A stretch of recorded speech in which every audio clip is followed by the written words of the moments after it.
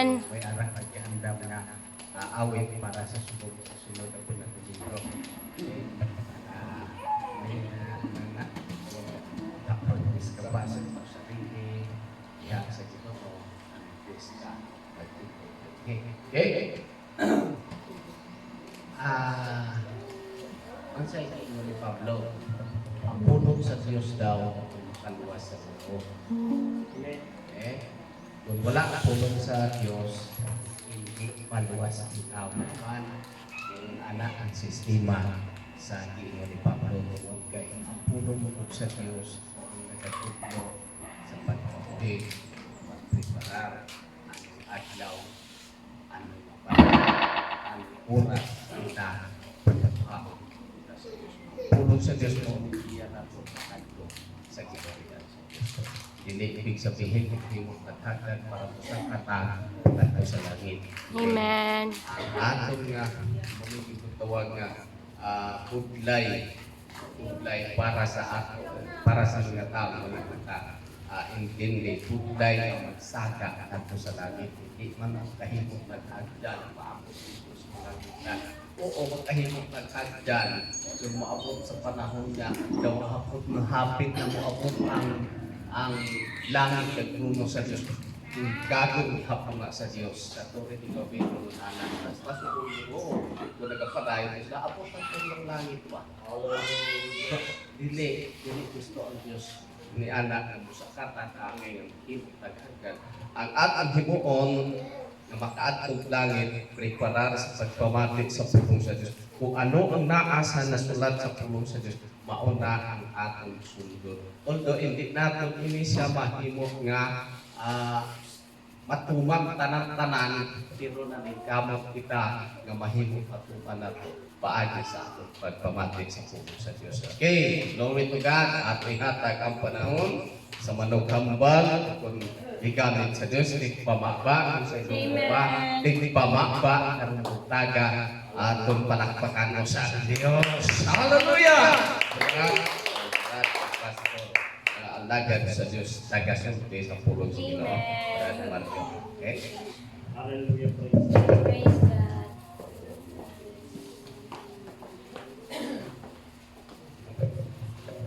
Praise God. praise God. Palakpakan natin mo yung Diyos.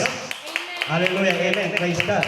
Ang sabi sa Romans mga kapatid sa GCC City, ang paniniwala ay nagmumula sa mga pakikinig. Amen. At sa pakikinig ng salita ni Kristo. Amen. Praise the Lord. O paano magkakaroon ng paniniwala ang tao sa pakikinig ng salita ni Kristo? Kung wala kang interest na makinig sa salita ng ating Panginoon, saan ka kukuha ng pananampalataya niya? Amen.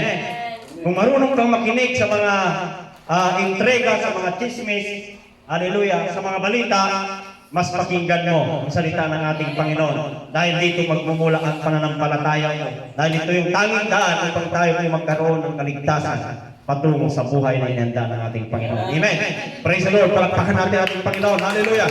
Praise the name of Jesus. Hallelujah. Praise God. Hallelujah. So, sa walang pagtatagal mga batid, babasahin natin ang salita ng ating Panginoon. So, palagi natin narinig mga batid. Siniling pa natin tayo sa tayo. Praise the Lord.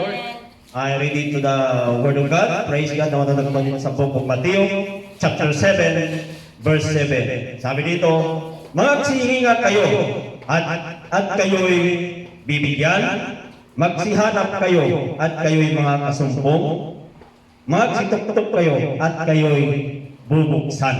Ano lang hinihiling si Pastor Salamat sa mag-pray. Once again, dear loving Father, Yes, Lord. we are so Yes, thankful Jesus. for this opportunity that Yes, you have given Jesus. to us of God.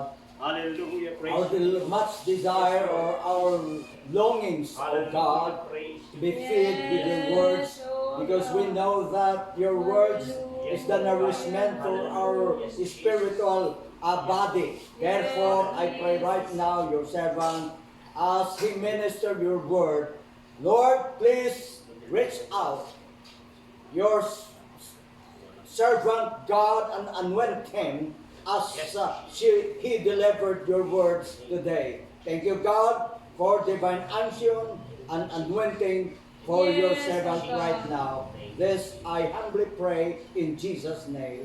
Amen. Hallelujah. Praise the Lord. Ating palakpakan nating Panginoon Diyos. Hallelujah. Bakit kayo magsubok mga kapatid, dadalhin kayo sa activity lang yung sa magagawa. Ito natin is incubator. Ano daw sa Bisaya, mga igsoon? Ang imong huna-huna, ang atong huna-huna, mga igsoon. Ang ating pag-iisip mga kapatid, ang ating una-una mga igsoon, panunlumanan. Amen? Praise the Lord. So kung ating titignan mga kapatid, yung mensahe ng ating Panginoon very popular mga kapatid, palagi natin binabanggit mga kapatid, dito na mga kapatid salita ng ating Panginoon. Dahil may revelation talaga na mula nung subagi ko sa isipan ko mga kapatid, hindi po ito nawaglit. Hallelujah. Praise God.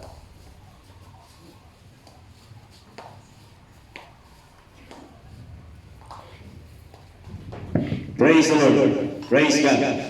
So, grabe ang kapahayagan ng ating Panginoon. Sa aking buhay mismo mga kapatid, na bless ako mga kapatid. Dahil nung remember ko yung salita ng Diyos, popular naman, palagi ko naman naririnig mga kapatid. Pero mayroong napakagandang revelation talaga ang ating Panginoon bawat salita mga kapatid. Praise the Lord. Kahit mababasa natin mga kapatid, may mga revelation dyan, may mga rhema tinatawag dyan. Meron kang maiintindihan na hindi naiintindihan ni Sister. Dahil po tayo mga kapatid, may revelation ng ating Panginoon. Hindi natin sabihin na nasa akin lang. Pag nagbasa ang bawat isa na anak ng Diyos mga kapatid, mayroong kapahayagan ng ating Panginoon. So binanggit dito mga kapatid, magsihanap kayo at kayo'y magsihingi kayo at kayo'y bibigyan. Magsihanap kayo at kayo'y makakasumbong. Magsituktok kayo at kayo'y bubuksan. Praise the Lord. Amen. Parang sa ating pagdinig ng kapatid, complete naman doon mga kapatid. So mayroon dito ipapahayag ng ating Panginoon dahil binigyan ko siya ng title na Your Mind is Incubator mga kapatid. Ang ating pag-uusapan mga kapatid, yung tinatawag na incubator. Pag may incubator mga kapatid, ang trabaho ng incubator mga kapatid doon, inilalagay yung mga iklog mga kapatid. May mga iklog mga kapatid na dapat tumaan sa incubator mga kapatid bago ito maging sisiw man yan o anong klaseng iklog yung inilagay sa incubator mga kapatid. Ating himay-himayin mga kapatid. Ang incubator mga kapatid, ang kanyang temperature mga kapatid, hindi tumataas, hindi bumababa. Steady mga kapatid, 36.5 mga kapatid yung kanyang init. Hanggang umabot yan ng, hindi ako nagkakamali, mga 25 days. Depende sa itlog mga kapatid. Meron kasi mga itlog na maliliit, maninipis ang balat. Meron ding malalaking itlog mga kapatid. Pag inilagay na sa incubator mga kapatid, hindi rin 100% na lahat yung 10 na ilagay mo sa incubator mga kapatid ay pipisa. Meron doon isa, dalawa na walang similyang tawag ng masisira, ng tawag ng bugok.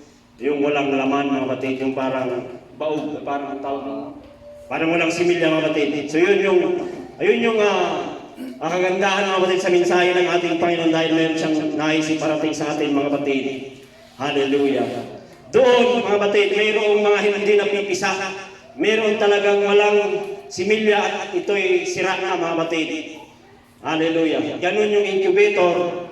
Standby lang yung init mga kapatid. Siya yung daanan ng mga iklog upang ito ay mapisa. Amen. Either kahit na ang manok, pwede siya magpisa mga kapatid. Pero ang ating topic, incubator mga kapatid. So dito may connection mga kapatid, yung kaisipan. Amen. Yung kaisipan ng tao mga kapatid, kung ating papansin ang salita ng Diyos mga kapatid, di ba, pag tumingin ka sa isang babae, sabi nga doon, pag ito ay lumampas ng 5 segundo mga kapatid, at dumaan sa iyong kaisipan mga kapatid, doon na nagsisimula yung resulta mga kapatid. Amen. Praise the Lord. Sa ating palang kaisipan mga kapatid, dito nagmumula, dito naglilimlim mga kapatid, yung salita o yung ating nakikita minsan mga kapatid. Hallelujah, praise the Lord. Hindi ibig sabihin, ay masama man talagang tao yun. Talagang magnanakaw talaga yun. Amen. Pero bago siya nagnakaw mga kapatid, dumaan muna sa kanyang kaisipan. Nakita niya isang bagay, nagka-interest. So ibig sabihin, nagmula sa kanyang kaisipan mga kapatid. Babae naman talaga yun si brother. Amen? Amen. Pero bago nangyari yun, mga kapatid, resulta lamang na siya ay nangaliwa dahil mayroong nabuo sa kanyang kaisipan. Amen. Mayroong naglimlim sa kanyang kaisipan. Ang ganda talaga niya, sister ba? So sa kanyang kaisipan, mga kapatid, naglalaro. Doon na nagmula, mga kapatid, yung kasalanan. Amen? Amen. Resulta lamang yung ating nakikita, mga kapatid. Action na lang yung nangyari, mga kapatid. Ngunit ang kanyang kinahinat na, mga kapatid, doon sa kanyang kaisipan, doon naglaro hanggang bumaba sa kanyang puso at paglabas. Yun na yung resulta, mga kapatid. So sa ating mga Christian, mga kapatid, kaya ito'y dapat natin bantayan minsan, mga kapatid, yung ating kaisipan, mga kapatid ko, praise the Lord. Na marami tayong naririnig, marami tayong nakikita, mga kapatid. Hallelujah, ibig sabihin na tayo hindi naman tayong gumawa ng masama. Pero inisip pa lang natin, mga kapatid, minsan, nagkakasala na tayo. Amen. Praise the Lord. Minsan, mga kapatid, sa ating pamumuhay, mga kapatid, may mga bagay na dapat natin maunawaan at maintindihan at salamat sa salita ng ating Panginoon. At tayo kanyang tinuturuan dahil sinabi ng kanyang salita, 3:16 ng 2 Timothy 3:16, ng lahat ng kasulatan, kinasihan ng Diyos, magagamit sa pagtuturo, sa pagtutuwid, at sa pag-akay sa mabuting pamumuhay. Amen? Praise the Lord. Lahat daw ng salita ng Diyos ay kinasihan ng Diyos ang kanyang banal na Espiritu, magagamit Diyos sa pagtuturo, mga batid. Ito yung napakasimpleng halimbawa, mga batid, ng Biblia sa dalawang tao. Yung prodigal son, mga batid, kung atin itong mapapansin, palagi lang din ito binabanggit, mga batid. Dalawang tao ang binanggit ng sa Biblia, mga batid, na mayroong dalawang magkapatid, mga batid. Dalawa sila doon, meron silang mga aksyon na ginawa na hindi ka nais-nais, mga batid. Dahil ang Biblia, inilagay, mga batid, nandito na yung question, nandito na rin yung answer, at ang pinakamaganda, mga batid, may mga modelo, may mga nangyari, makikita na natin kung ano ang tama, kung ano yung mali. Amen. Hindi lahat ng sinasabi ko, amen, hindi lahat ng sasabihin, mga batid, ay tatanggapin nyo. Kung ano yung maganda sa kaisipan nyo, mga batid, kunin nyo, mga batid. I-absorb nyo. Kung ano man ang hindi maganda, mga batid, huwag nyo kunin. Ganon yung ibig kong sabihin, mga batid, dahil ang Biblia nagbigay siya ng dalawang example na tao, mga batid, itong bunso. So akin lang himay-himay, mga batid. Yung bunso, mga batid, buhay pa ang kanyang ama. Ikaw daw, sa iyong ama, mga batid, dahil buhay pa man aking ama, pagka ganon na sitwasyon, mag-aalangan ka, mga batid. Dahil buhay pa ang ama mo, kukunin mo na yung mana mo. So ano kayang grabe ang reaksyon, grabe ang kanyang pag-iisip, kung ano ang kanyang discarding gagawin, kung ano yung kanyang action na gagawin, mga batid. Doon pa lang sa kanyang kaisipan, mga batid, nabuo yung kanyang desisyon, mga batid. Dahil sa kanyang desisyon at nabuuan sa kanyang puso, mga batid, na kunin ang kanyang mana habang buhay pa yung kanyang ama, mga batid, ay hindi basta-basta yung ganung klaseng pag-iisip o ganung klaseng attitude, mga batid, o ganung klaseng tawag niyan, reaksyon ng kanyang kilos, mga batid, dahil kukunin mo ang mana mo, buhay pa yung ama mo. So grabe, mga batid, pero makita natin, niligay sila ng Biblia na bilang example, mga batid, na mayroon talagang, kumbaga, mayroon talaga tayong katwiran. May mga katwiran talaga yung mga anak, mga batid. Kahit itong anak ko, kapag magsabi, ano yung sa akin ibibigay ko? Ganun talaga yun, mga batid. So kung ating mapapansin, mga batid, yung kanyang attitude ng bunso, sabi niya, ama, kunin ko na yung aking mana. So doon pa lang, mga batid, naging reaction, naging, kumbaga, yung kanyang ginawa, mga batid, nagmula sa kanyang kaisipan, naglaro sa kanyang kaisipan. So doon naglimlim kung ano yung kanyang gagawin, umaba sa kanyang puso, at ito ay kanyang ginawa, mga batid. Yun ay naging resulta, mga batid. So dito, dahil mayroon sinang tinatawag na incubator, yung limlimanan sa itong una-una maigsoon, itong palumlumanan maigsoon. Praise the Lord. Although hindi naging maganda ang kanyang buhay, mga batid, dahil nung makuha niya yung kanyang mana, nagpakalayo ito at ligaya, ginawa niya lahat ng mga bagay na hindi maganda, mga batid. So, the story short, mga kapatid, bumalik din siya sa kanyang ama, mga kapatid. Ito ngayon, yung panganay, mga kapatid. Yung panganay naman, mga kapatid, naglilingkod sa kanyang ama, araw at gabi, pinagyayaman niya kung anong mga ari-arian ng kanyang ama. Kapit araw, kahit anong sabihin ng kanyang ama, sinusunod niya, mga kapatid. Lahat ng mga iutos ng kanyang ama, automatic, mga kapatid, ginagawa niya. Tayo ay mga anak ng Diyos, mga kapatid, praise the Lord. Ito ang magandang ating intindihin, mga kapatid. Tayo ay mga anak ng Diyos, naglilingkod tayo sa ating Panginoon. Maganda naman yung attitude niya, mga kapatid, yung panganay, naglilingkod sa kanyang ama, sinusunod ang kanyang pag-uutos, ginagawa ang kanyang dapat gawin, ang kanyang gampanin, ginagawa niya, mga kapatid. Pero ito yung hindi maganda sa kanyang kaisipan na nabuo, mga kapatid. Nung dumating yung kanyang bunsong kapatid, at ito'y pinagdiwang ng kanyang ama, doon na nabuo sa kaisipan niya. Bakit? Nagreklamo, Ama, bakit ganun? Yun ang huwag na huwag natin gagawin, mga kapatid. Minsan tayo, mga anak tayo ng Diyos, mga kapatid. Okay lang na maglingkod tayo sa ating Panginoon, naglilingkod tayo sa ating Panginoon, ginagawa natin ang kaya natin gawin, mga kapatid. Kahit ano ang sitwasyon, mga kapatid, maulan, maaraw, mga kapatid, mayroong pagsubok o wala, mga kapatid, naglilingkod tayo sa ating Panginoon. Huwag na huwag tayong magre-reklamo, mga kapatid. Amen. Amen. Praise the Lord. Dahil sabi ng kanyang ama, kapatid, bakit ano ang sinasama mo ng loob? Bakit hindi ka kumuha ng kahit anong gusto mo dyan? Amen. Ang akin ay iyo. Amen. Ang problema, mga kapatid, sa mga anak ng Diyos, maglingkod lang tayo kahit gaano kahirap, kahit isang takwa. Yun ang wag na wag natin gagawin, mga kapatid, dahil ang ating kaisipan, mga kapatid, minsan, pag nandoon na lang naglaro yung ating kaisipan, mga kapatid, parang nilimitahan mo ang kapangyarihan ng pinaglilingkuran mo. Amen. Parang sa ating kaisipan, mga kapatid, na naglilingkod tayo, may pagkain o wala. Amen. Okay lang naman yun, pero huwag na huwag tayo maiinggit sa labas, mga kapatid.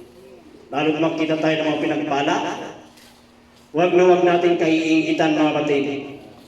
Dahil doon magsisimula, baka pagsabihan pa tayo ng ating Panginoon. Anong pinagrereklamo mo? Anong kinaiingitan mo? Yung akin ay iyo. Sabi ng ating Panginoon, baka kung magsalita ang ating Panginoon, yung akin iyo. Anong nirereklamo mo? Bakit ka kumuha ng kahit na gusto mo dyan? Amen. Minsan kasi yung kaisipan natin, mga kapatid, ganito. Kasi sinabi ng Biblia, magsihingi kayo. Minsan kasi, lalo itong mga kabataan, dapat ito tandaan dahil kami, may nakakatanda kami, mga kapatid.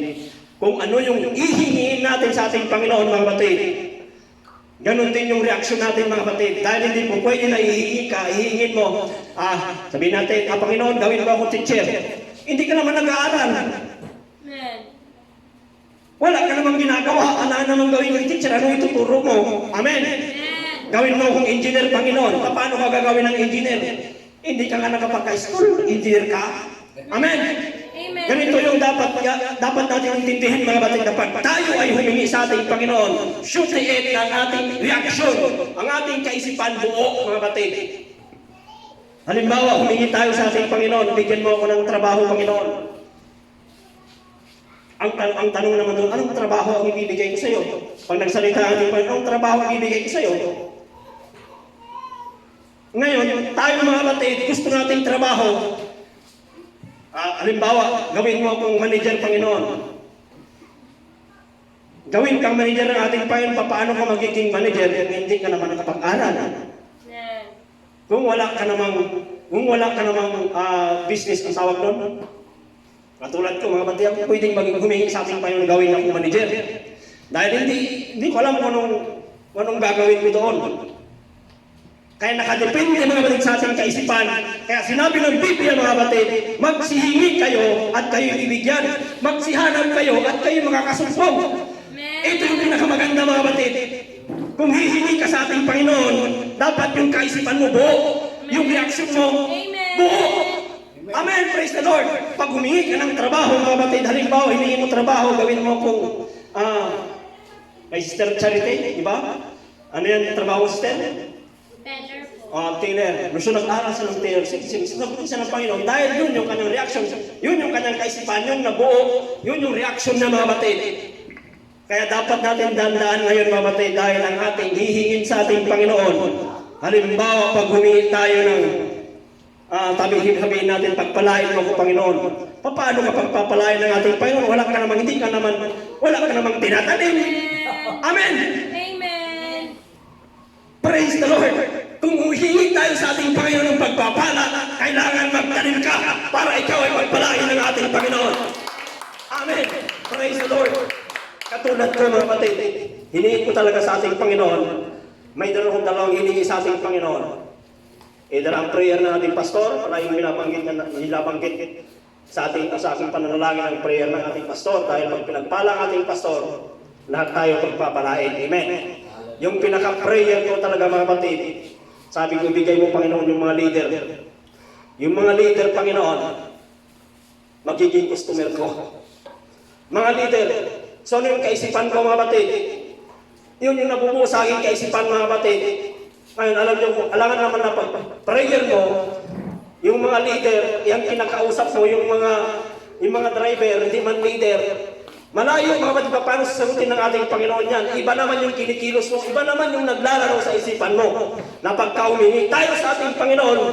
Sabi nga, mga kapatid, kung ano yung ating inihingi, yun ating matatanggap, mga kapatid.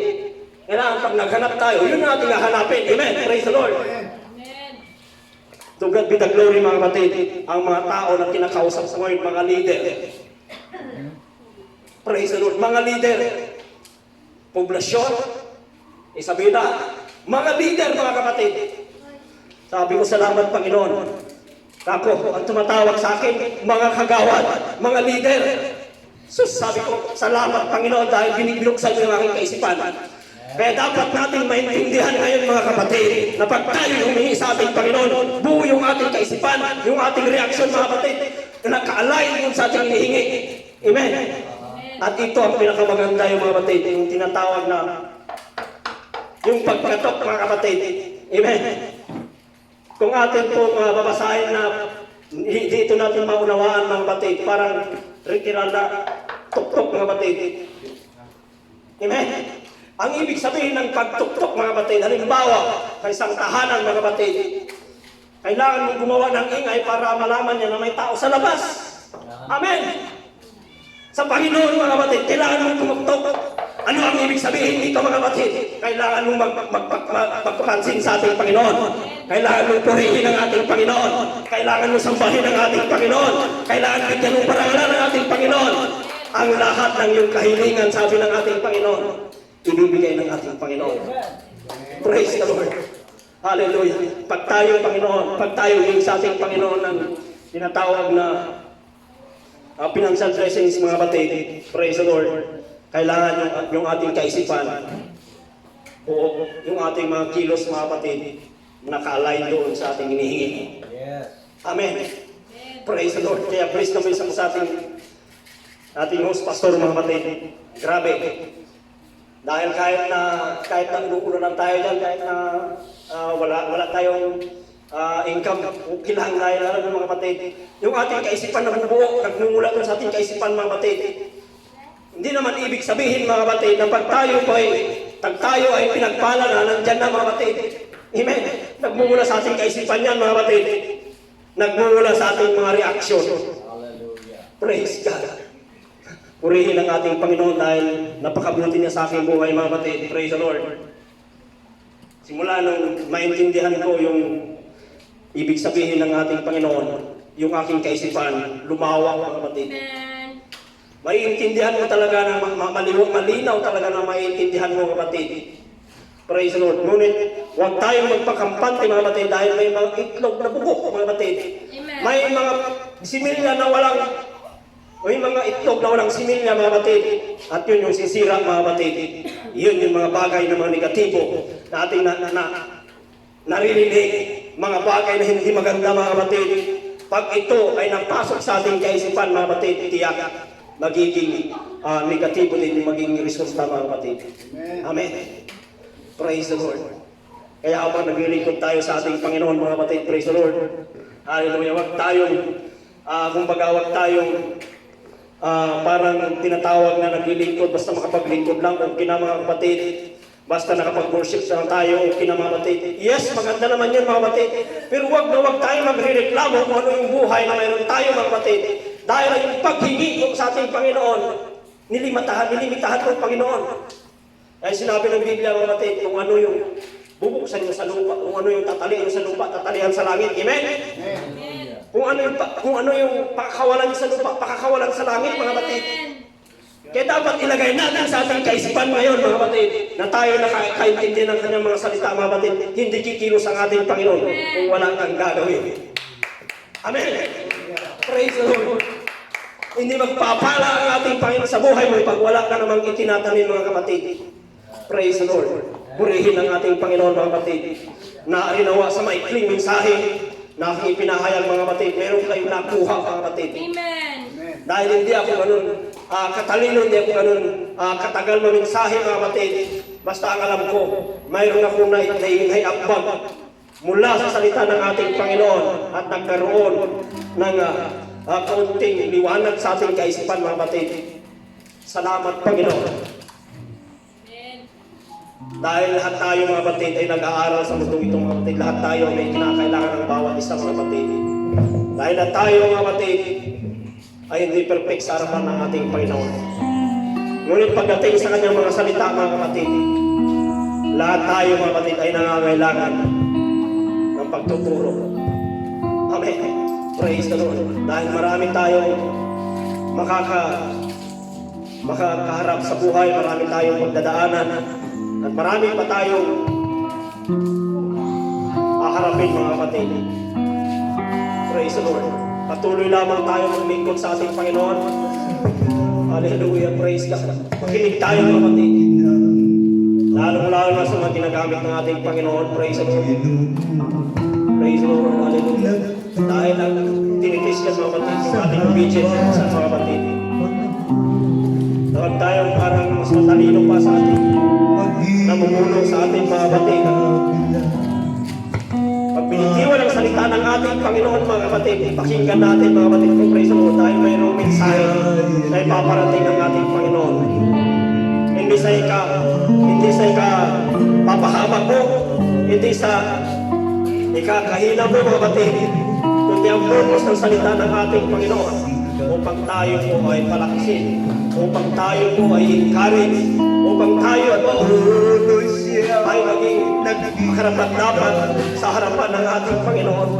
Hallelujah, praise the Lord. Oh, Lord, salamat sa Lord. Hallelujah, hallelujah.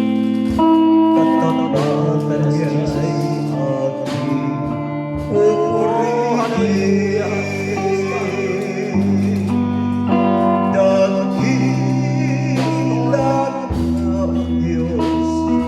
Hallelujah, hallelujah.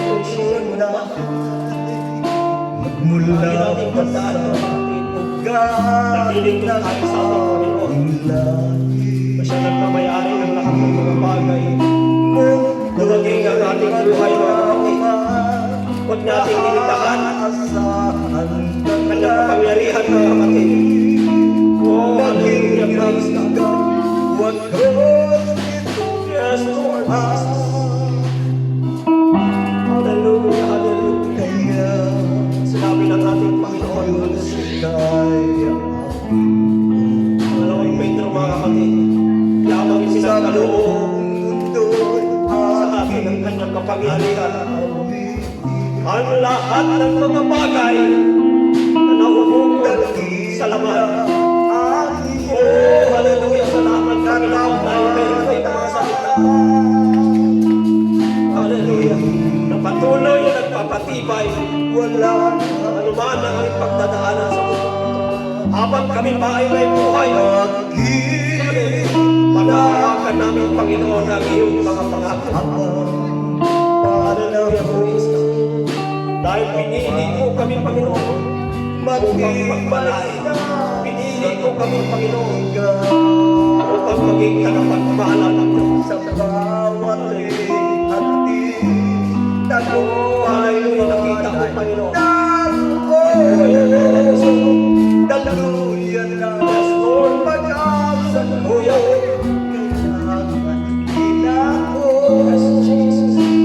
Pag-ibig mo alay sa amin na mahal kayo.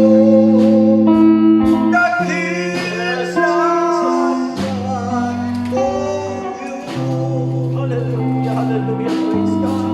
Yes, Jesus. Buhat nang tanggapin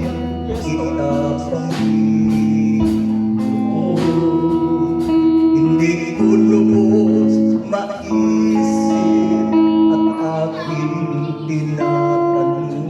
Kaya padayon Bakit nga ba, Jesus, sa pagkangayon, hindi sa aking kinahanglan, ang isang ligaw na nausulat mahimong kini, mahimong kita, kung iisip lang ako'y wala sa pagpapalagan, ikaw ang napahinihihas. ginawa Tegalan ka sa Diyos, pangayong kahabada Patay puso, natay paglapunay, sa harong pagkabuhin, inuubaw sa iyong lakas.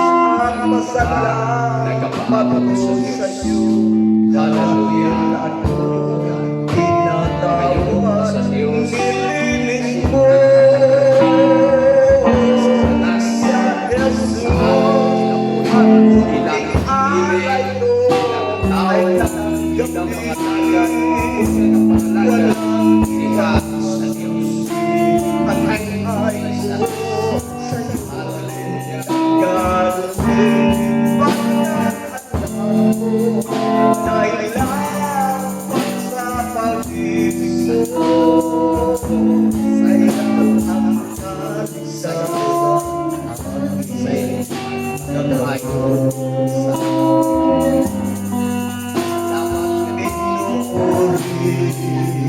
kita, aking pag-ibig dahil lang sa pag-ibig mo sa bawat pag-alus at tuloy at sa iyong susunod ayon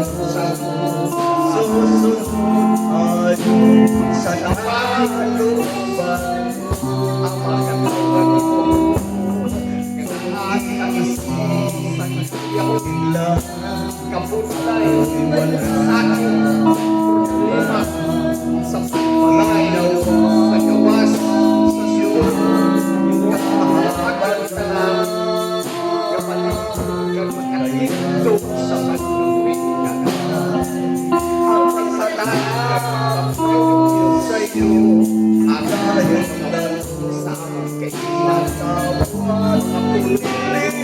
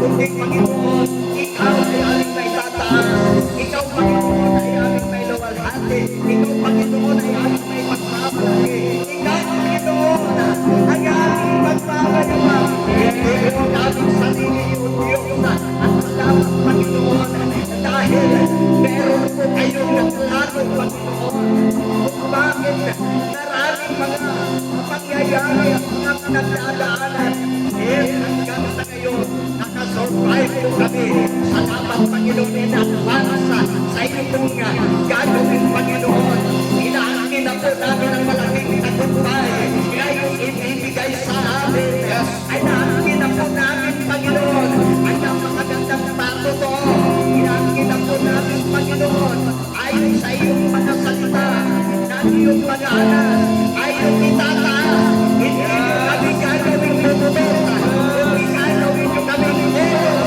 Hallelujah, magpagayon, Panginoon. Ang aming buhay, kami po, Panginoon, ang nagpapakilala kung gaano ka kadakila, kung gaano ka Panginoon. Oh, katapakas sa aming buhay. Hallelujah, sa pamamagitan ng aming buhay, Panginoon, ikaw na lang makita. Kami ang iyong kamay, kami ang iyong paa, kami ang iyong bibig. Kaya, Panginoon, we are ambassadors. We are great representatives. Kaya, Panginoon, hallelujah, salamat po ng marami, Panginoon. Lord, hindi ko po maisip, hindi ko sapat ang aming hilig, hindi ko sapat ang aking naipahayag na pasasalamat. Paano kita mababayaran? Hallelujah! Paano? Paano kita anong maibabayad ko sa Panginoon sa lahat ng kabutihan na kanyang ginawa sa aking buhay? Amen, O God. Wala akong ibang maibabayad sa iyo, O Diyos. Wala akong ibang maihandog, Panginoon, kundi itong buhay ko. Itong buhay ko, Panginoon, na in-extend nyo as a living sacrifice. Ang aking mga sangkap, Panginoon, gamitin nyo nawa bilang kasangkapan. Hindi po sa kalimutan o kasamaan, kundi ang aking mga sangkap. Gamitin nyo po, Panginoon, bilang kasangkapan sa iyong natuwiran. Bilang ikaw, Panginoon, ang makakilala, ikaw ang may taas, ikaw ang maluwalhati. O tanging sa iyo lamang, Panginoon, ang lahat ng kapurihan ng karangalan. One more time. Amen!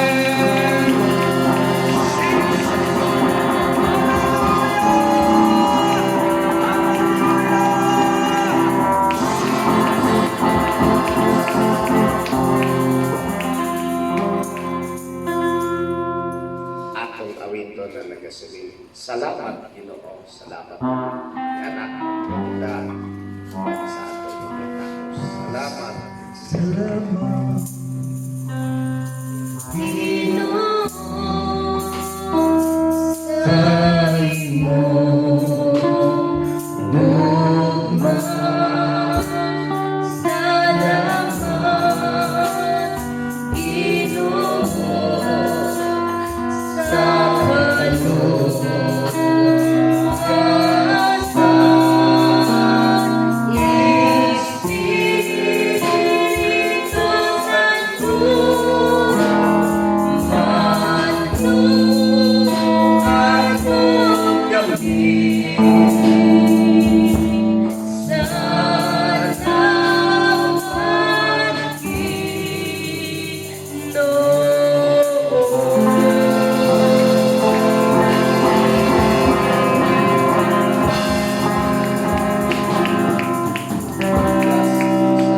Salamat, Ginoo, sa sining panahon, sa sining ko, sa imong kaayo, kapag pagkamaayo sa among kinabuhi. Salamat sa mga panalangin sa Espirituhanon na makahatag kanamo sa kadasig, kalig-on, kalipay sa pagpaabot diha sa imo. Salamat, Ginoo, nga naakit usod, makalahutay kami, Ginoo, sa tali, sa sining dagan, sa kinabuhi, pakibugno nini ibabaw sa yuta, pakato diha sa imo, Ginoo. Salamat kay may kusog kami, kanunay hindi mo kami updan, di mo kami pasagdan sa among pagkabuhi. Dalaygon ikaw sa kakulang mo namon, Ginoo, manguna ka sa among kinabuhi, agud mahimo kini nga walay kulang ang among kinabuhi. Sangkapan mo kami sa tanan di kinahanglan namo sa espirituhanon, sa physical ug material sa among kinabuhi. Upay kami sa aming panimalay, upay kami gikan dinhin imong dapit, Ginoo, sa pag-alagad kanimo sa imong balay, pakat ko sa among panimalay nga wala sa utang kasablag sa among kinabuhi. In Jesus' name, among ibalik kanimong bugog sa ngalan ni Jesus. Amen. Amen. Yes. God bless us all. There is peace in Jesus' name.